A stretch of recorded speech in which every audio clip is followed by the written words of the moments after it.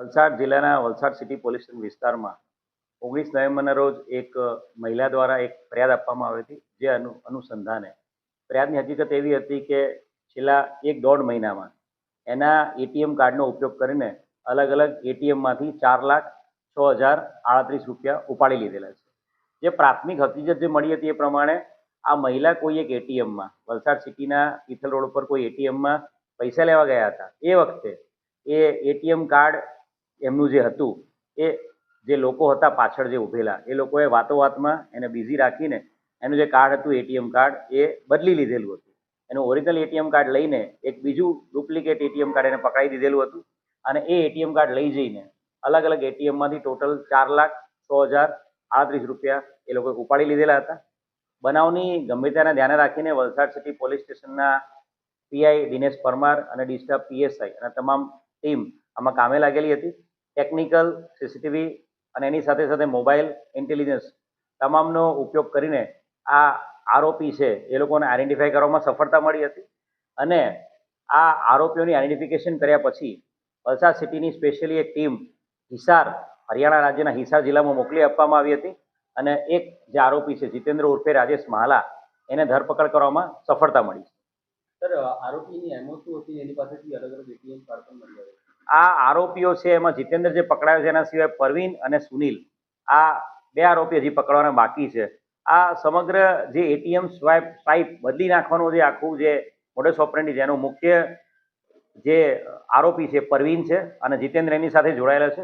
આરોપીઓ by car ત્યાંથી હિસાર હરિયાણાથી નીકળ્યા હતા અને એ લોકોની મોડસ ઓપરેન્ડી એવી છે કે એ લોકો જે અલગ અલગ એટીએમની અંદર મશીનની અંદર જે પૈસા ઉપડાવેલા જે લોકોને એટીએમ કાર્ડમાંથી પૈસા ઉપાડવામાં તકલીફ પડી રહી છે અથવા તો જે ભોળા લોકો છે જે લોકો કાર્ડ એમનું અંદર હોય છે નીકાળવામાં તકલીફ પડે છે તો પૈસા ઉપાડવામાં તકલીફ પડે છે જેને પિન નંબર નાખ્યા પછી એ લોકોને એન્ટ્રી કરવામાં તકલીફ પડે છે એવા લોકોને આઈડેન્ટિફાઈ કરી લેતા હતા અને એ લોકોને મદદ કરવાના બહાને અથવા તો પછી એ એટીએમ યુઝ કરનારા વ્યક્તિને અમારે ઉતાવળ છે એમ કરીને એ લોકોને ઉતાવળ કરાવીને એમનું કાર્ડ લાવ હું તમારું કાર્ડ આપી દઉં છું એમ કરીને કાર્ડ આપવાના જગ્યાએ એનું કાર્ડ લઈને બીજું કાર્ડ આપી દેતા હતા.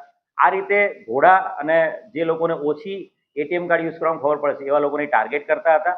અને આ જે આરોપીઓ છે એમણે રાજસ્થાન, મહારાષ્ટ્ર, ગુજરાત સાથે સાથે યુનિયન ટેરિટરી દમણ સેલવાસમાં પણ આવા પ્રકારના ગુનાઓને અંજામ આપ્યો છે. એ પ્રકારની હકીકત જીતેન્દ્રે જણાવેલી છે. જે આરોપી મુખ્ય પરવીન જેને પકડવાનો બાકી છે એનો રાજસ્થાનની અંદર આ જ પ્રકારની મોડસ ઓપરેન્ડીથી ગુનાહિત ઇતિહાસ પણ મળેલો છે. આ લોકો બાય કાર નીકળતા હતા અને રાજસ્થાન, ગુજરાત, મહારાષ્ટ્ર અને યુનિયન ટેરિટરી બધી જગ્યાએ આ પ્રકારે એ લોકો ચીટિંગ કરતા હતા. આરોપી જે પકડાયો છે જીતેન્દ્ર એની પાસેથી જે બનાવમાં ગુનામાં જે ગયેલા પૈસા છે ટોટલ 4,06,038 રૂપિયા એ રિકવર કરવામાં આવ્યા છે.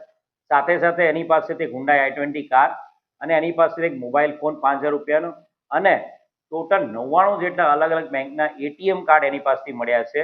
જે એટીએમ કાર્ડની ડિટેલ્સ અમે અલગ અલગ બેંકોમાંથી હાલ કઢાવી રહ્યા છીએ અને એટીએમ કાર્ડના જે ઓનર્સ છે એનો પણ સંપર્ક કરવામાં આવશે જેથી કરીને અલગ અલગ રાજ્યોમાં બીજી કોઈ જગ્યાએ આ પ્રકારની મોડસ ઓપરેન્ડીથી ગુના આચરેલા હોય એમણે તો એમની વિરુદ્ધમાં ગુના દાખલ કરાવી છે. પહેલા તબક્કે જે જીતેન્દ્રની પૂછપરછ કરતા એવું ખબર પડે કે સુનિલ નામનો એક વ્યક્તિ છે ડ્રાઈવર એ આ લોકો સાથે જોડાયેલો હતો અને સુનિલ ગાડી ડ્રાઈવ કરતો હતો અને પરવીન ને જીતેન્દ્ર એ લોકો હરિયાણાથી નીકળતા હતા અને અલગ અલગ જગ્યાએ આ રીતે એટીએમ મશીનો ટાર્ગેટ કરતા હતા અને જ્યાં ભોળા લોકો જે લોકોને અમુક લોકોને જેને એટીએમ કાર્ડ યુઝ નથી કરતા આવડતું બરોબર એવા લોકોને લોકો ટાર્ગેટ કરતા. समाचार वलसाड चैनल को सब्सक्राइब, लाइक और शेयर करें. धन्यवाद.